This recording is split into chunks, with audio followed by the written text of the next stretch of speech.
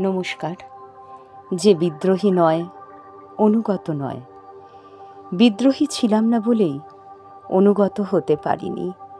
প্রবলতম প্রতিপক্ষ পেলাম না একজনও, যার কাছে দাঁড়িয়ে বলতে পারি, এই নাও আমার আনুগত্য। যে বিদ্রোহী সে বিদ্রোহী, তার কোনো কিছু কেড়ে না নিলেও দাঁড়িয়ে থাকে প্রবলতম বাধায়, তার হাতের বর্ষা উত্তেলিত। যে অনুগত হয়ে জন্মায় তাকে বিদ্রোহে ডেকে আনা কঠিন। আমি মধ্যাহ্নের কাছে দাঁড়িয়ে বলেছিলাম, আমাকে বিদ্রোহী করে দাও। বিদ্রোহী হলেই অনুগত হওয়া সম্ভব।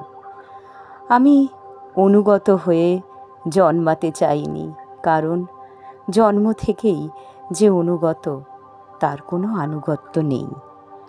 মধ্যাহ্ন নেমেছে অবেলায়, বিকেল চিরদিন মধ্যাহ্নের অনুগামী। তাই বিকেল আমার নয়, সন্ধ্যাও আমার না।